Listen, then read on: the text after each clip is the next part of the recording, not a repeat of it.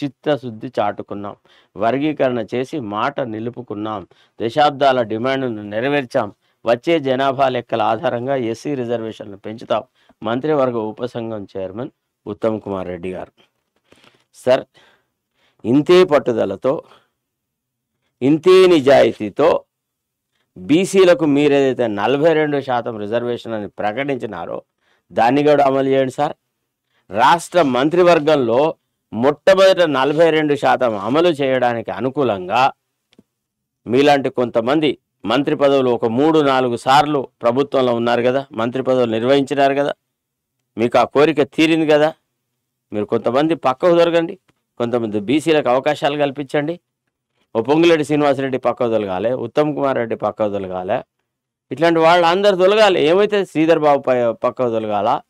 ఎన్నిసార్లు మీరు మంత్రివర్గంలో ఉండడము, ఎన్నిసార్లు మీరు మంత్రి అవుతారు, మీ వల్ల ఏం గొప్పతనం జరుగుతుంది? ఈ మంత్రులు అందరినీ తీసిపారేయాలి. 42% రిజర్వేషన్ తీసుకురావాలా. 7 బీసీలకు అవకాశాలు ఇవ్వచ్చు, ఇంకా 5 తీసుకురా.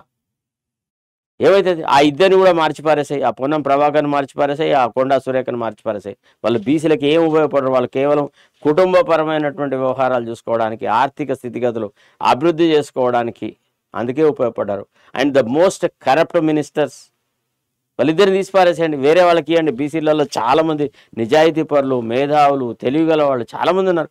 కొత్త వాళ్ళకి ఇవ్వండి అవకాశాలు. ఏమవుతుంది? కొత్త ఆలోచనలతో ప్రభుత్వ విధానాన్ని ఉరుకులు పరుగులు తీయించే ప్రయత్నం చేస్తారు. ఎందుకు ఈ ముసలి ఏనుగులను తీసుకువచ్చేసేసి వీళ్ళని మనం నెత్తిమి పెట్టుకొని మోయాలా? ఆ పని చేయరు.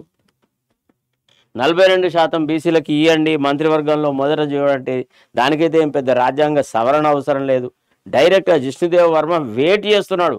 ఎప్పుడు అడిగి పెట్టినానండి అపాయింట్మెంట్ ఆయనకి నేను, సార్ రేవంత్ రెడ్డి గారు వస్తున్నారు సార్, రాజీనామా పెట్టేసేసి ముఖ్యమంత్రి బాధ్యతలని ఒక బీసీకి అప్పగిస్తున్నాడు సార్, మీరు దయచేసి ఆయన రాజీనామా పత్రం ఇస్తే కంపల్సరీగా యాక్సెప్ట్ చేయండి, అప్పటిదప్పుడే ఆయన ముందే ఎస్ యాక్సెప్టెడ్ అని అనండి అని చెప్పినాం. వింటున్నారా?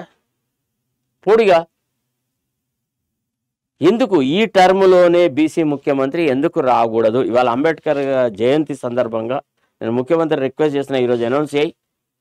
కాంగ్రెస్ పార్టీ బీసీలకు ఇచ్చిన మాట ప్రకారంగా 42% రిజర్వేషన్ అమలును కేవలం క్యాబినెట్ నుంచే స్టార్ట్ చేస్తాం. మొదట క్యాబినెట్లో దాన్ని నిర్వహించి తర్వాత ఇతరత్రం వైపు పోతాం. అందుకోసమని నేను నా పదవి త్యాగం చేస్తున్నాను. నేను ఉప ముఖ్యమంత్రి లాగా ఉంటాను, ఒక బీసీని ముఖ్యమంత్రి చేస్తానని ప్రకటన చేయమని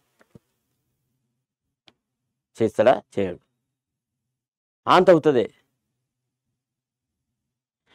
రేవంత్ రెడ్డి ఎవ్వడికి న్యాయం చేయడు. ఇది టేక్ ఇట్ అప్. ఇక వీళ్ళంతా ఈ పోవాలి.